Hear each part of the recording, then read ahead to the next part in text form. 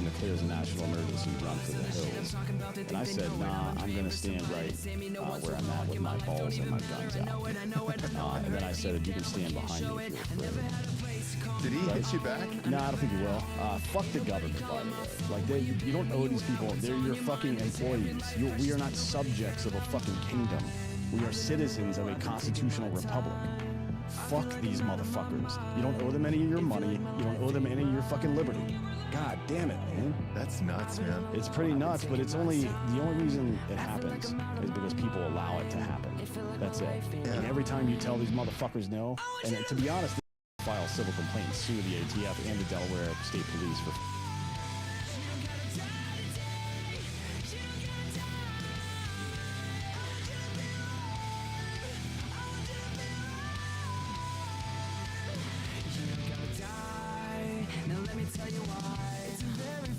when your head's been drowning underwater, and it's a lightness in the air when you're there chest to chest with a lover. It's holding on though the road's long and seeing light in the darkest things, and when you stare at your reflection finally knowing who it is, I know that you'll thank God you did. Where you've been, where you are, where you're going, I know you're the reason I believe in life. What's the day without another life? I'm just trying to shed a little light. Welcome back to the Death by Tyranny podcast. Doing this a little bit more often. Maybe it gets a little bit more viewers if I do it that way. Nobody said they didn't like the blue light, so I'm keeping the blue light. I think it adds a little bit of dramatic effect to it. Makes me look a little bit more professional. Not only that, but you can't see all the random weird shit in the back. This is actually my mud room. All you're really going to see is excess boxes of guns because for some weird reason I keep all the boxes to my guns. Quick note, since this is pretty much going to be a ramble episode, if you would like to take away any kind of valuable information, here's what I do. And maybe this is a little bit of OPSEC that I shouldn't be giving out on the internet, but I don't think I'd be the first one to do so. So what you do when you buy a new firearm, I highly recommend that you buy it from a reputable gun shop. There are plenty locally to me that are pretty decent. J&J Gun Supply up in Brookville. Love those guys. Justin's great. Helped me out a ton. Does a lot of cool shit. They're getting into stippling and Cerakoting. And I believe a guy that works up there actually just got engaged to one of my cousins.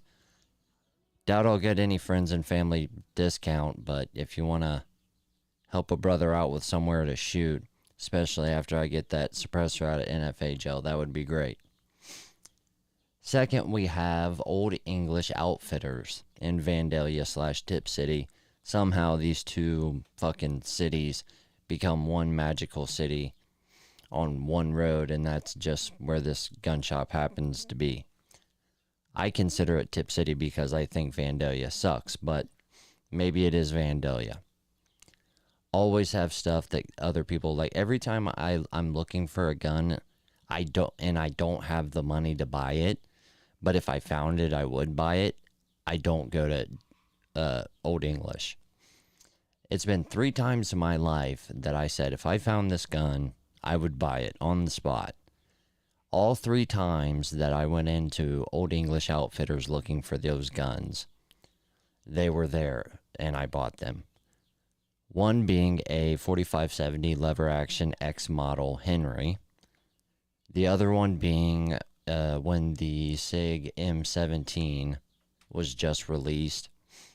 However, I did end up trading that gun for all of the podcast equipment I have here today because it is not an exact replica of what our troops are being issued, and I would like to have one of those because the slides are different. They're going to be able to take the new M18 optic, and I'm kind of a clone nerd, and I like that shit. So hopefully I'll get my hands on one of those soon. And what was the other one? There was another gun that I bought there. Oh, the new Springfield Prodigy. They were the only one that had one, and the 4.5 inch, not the 5-inch model, or maybe I bought the 5-inch model. Either way, they were the only ones that had the one that came with the optic, and I didn't want to deal with doing all that at home and torque wrenches and all that torque driver shit. And I bought an optic at the time, and they were nice enough to make sure they witness marked and had everything, Loctited down. Just great gun shops near me. Not to mention, even if I didn't have great gun shops 10, 15 minutes away from me, Aim Surplus is probably one of the greatest gun distributors online of all time.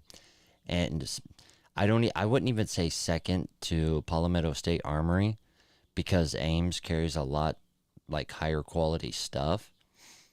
But Palmetto State Armory is a little bit bigger now. They have multiple facilities. And I remember when Aim Surplus was just like a distribution center, that was it. You could pick up your orders. At some point they had like a makeshift showroom, and now they have like a full-fledged gun shop on top of the distribution center they have there. Not to mention they get some of the most gorgeous surplus firearms you will ever see in that place. Back in the AK heyday, Aim Surplus was where it was at. I don't know how many times I went there and they had it marketed as, Korean, com block mags, and these were like $50 to $100 Chinese, Russian, Tula, AK magazines. I was actually making quite a bit of money flipping those mags because they would let me go in and hand select the ones that I wanted. Anyways, like I said, it's just going to mainly be me rambling, just to do it, just to get in the habit of getting on here every day, making sure all the audio is good. And that's about it. There was a reason I wanted to get on here. I wanted to get on here because I have a buddy at work, and I tried to send him like 7 videos yesterday, and for whatever reason it didn't go through. And I could have saved him a lot of trip and a lot of hassle, because he wants to get into cinematography, same as me. And I told him the camera that I have is good enough for what we would be doing. And so I was going to get on here and play some of the footage. And this isn't me looking up certain settings. This isn't me, practicing for hours. This is literally me going to the park yesterday, hitting record, and seeing what the camera was capable of, with me knowing nothing. But anyways, as I'm telling him that the camera is good enough, dude. And not only that, it's half the price of the other camera that I want and that he wants. And I'm like, with that kind of money, you can buy a whole set of cinematography lenses. That's what I'm trying to raise money for right now, is the cinematography lenses. If I had the lenses, trust me, there would already be some kind of horror porno fucking conservative weird movie out where I make fun of leftist retards. I promise you that. It's coming. But I can't raise the money, and I just bought a house and yada, yada, yada. More to come on that later. However, I guess there's this guy on Facebook Marketplace, and he's like, hey, I got it, but the LCD screen doesn't work.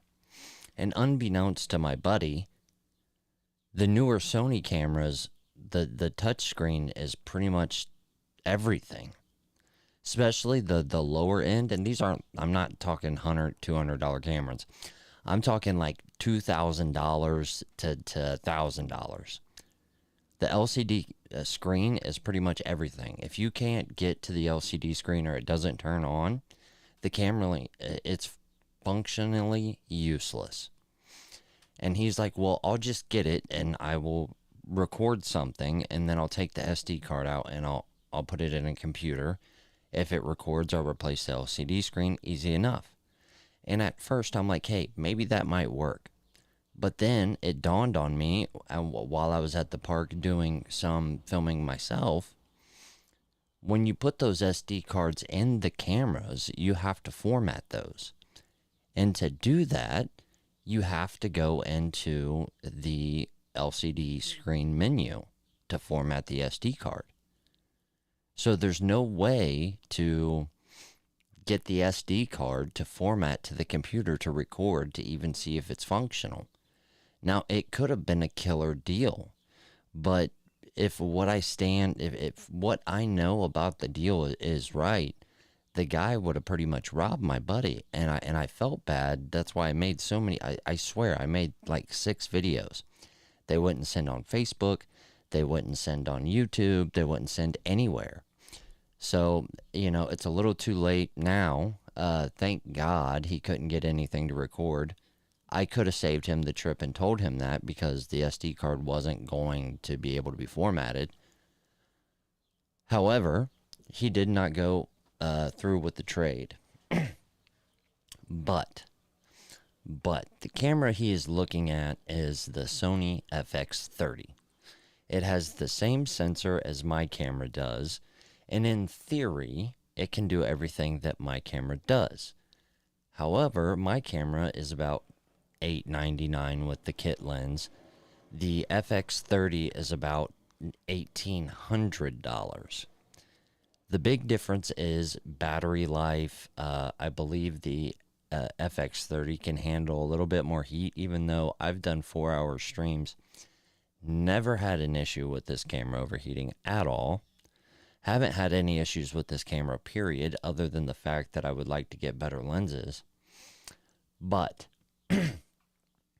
the FX30 is more based around cinematography and videography and vlogging, whereas the ZV-E10 is meant to be like an in-between.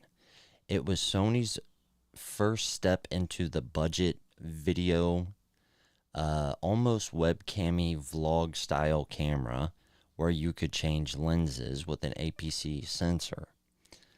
And then the FX30 was, hey, if you bought the ZV-E10, but you didn't buy it with any hopes of taking any kind of photography, only to do video, this one has a little bit more to offer as far as video goes.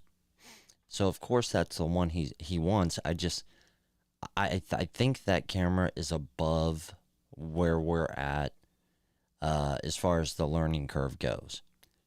Now, if I ran into it like I did all of this podcasting stuff, where I traded a $600 gun for a $3,000 setup, absolutely.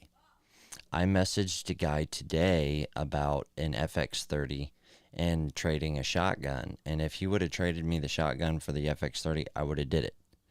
It didn't have a lens, I wouldn't have been able to use it, but I would have made out a couple $100. It would have been there when my skills was ready for it. However, I am going to go over something real quick before I get off here, even though there's not anybody watching. The only real reason I even started this live was I even put his name in there, so hopefully he would see it and maybe want to jump on. I would like to get him over here. For one, he wants to start podcasting, and I'm all for that because I love it. I enjoy podcasting. I think he would enjoy podcasting, but there's a lot to it, and there's a big learning curve. You can do it on the cheap, but the money that you put into it isn't so much about quality at first, because you can absolutely step up the quality with, a better financial beginning, but you can also make it look and sound really good without all the money. It's just the learning curve. And I'd like to show him that, because as I'm getting into cinematography, if I'm able to show somebody else how to start podcasting, then maybe that will help me on my journey and learning what I want to do. And I think his plans for the future is the same. So it would be kind of cool. It's always nice to have somebody there pushing you. Even though I may know a little bit more about it at the beginning, that's not to say that he's not going to pick up a camera and be a savant and just totally shit on me. And I totally 100% believe that it's true. If you want to be a millionaire, you have to hang around with millionaires. If you want to be smart, you got to hang around with smart people. So if you want to learn how to do cinematography and podcast, you got to hang out with people that want to podcast and do cinematography. But he's also one of these guys that's young and wants to live in the city for whatever reason and hasn't learned the amazing things that a nice, quiet country town has to offer. So it's hard to get him out here. So we'll give it 5-10 minutes, see if he wants to join. If not, no big deal. Didn't really have nothing to podcast about today.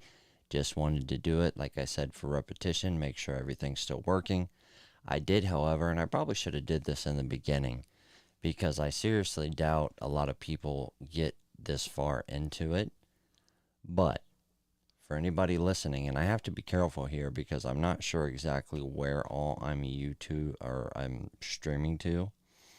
I could be streaming to YouTube. I think I took it off, but I might be streaming to YouTube.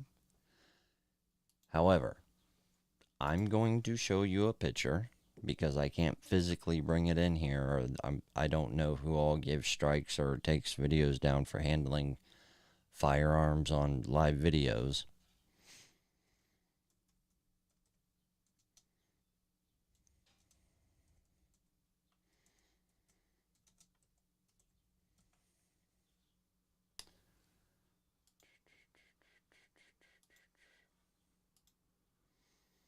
And I also have to find a picture that does not show the price. So there's that. That makes it a little bit more difficult. We will find one though. Here, how about this? We'll do this. Feel the rush right now. We'll turn off the video. So Grantham did a video about it. Okay, so I can't play the audio or I'll get a fucking strike for stealing people's content or whatever. There's got to be a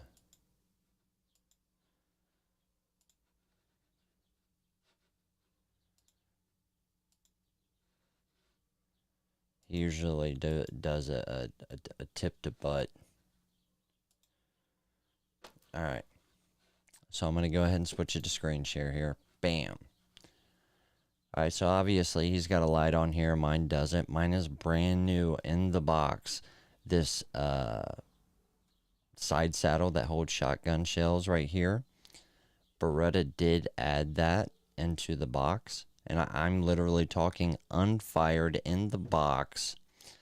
Does not even have fingerprints on it. Still in bag. These run about, after tax, probably about $1,100. I think you can find them listed for about $9.99. I am willing to listen to offers if someone would be interested.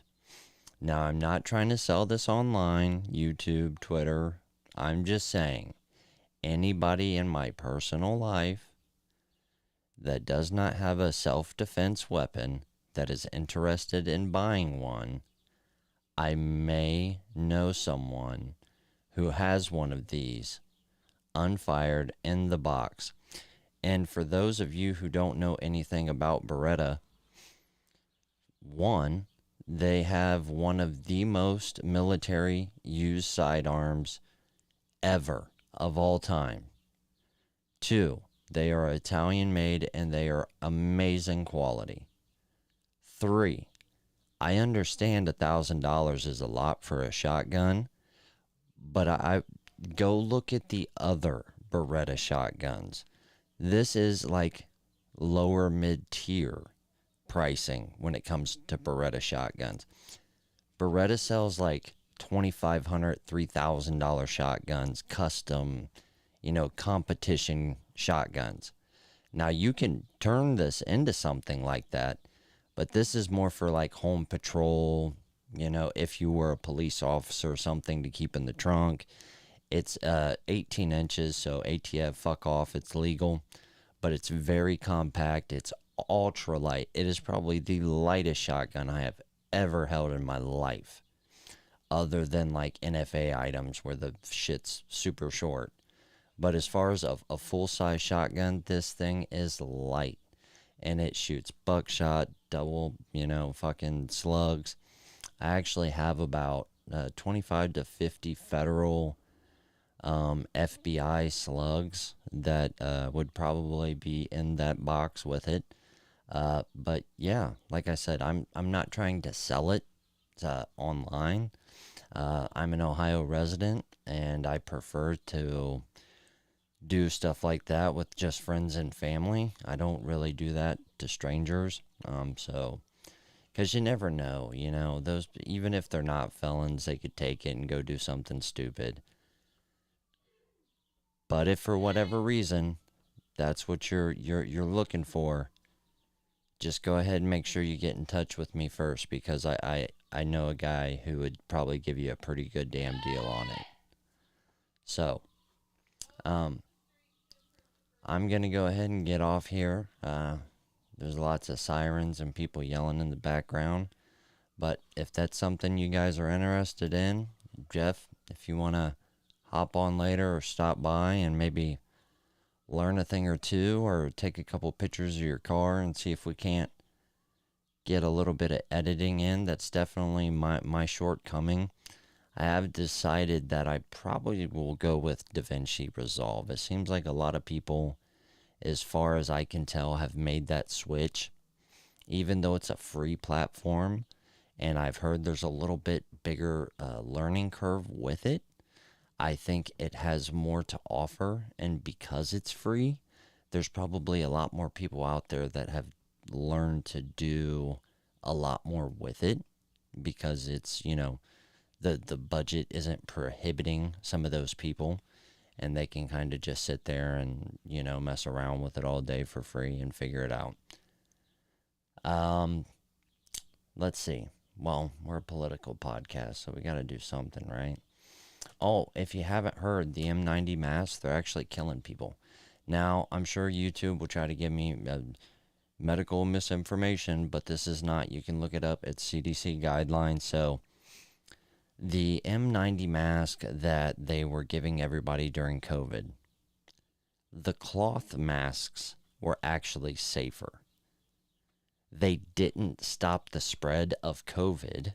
The cloth ones didn't. They just made you look stupid and like you were willing to go along with the tyrannical government. That's what the fabric mask did. But the M90 mask that were supposedly the correct ones that made all these people feel safe, if you look at the directions, they work in their directions. They work for 20 minutes. Dinner's ready. Okay.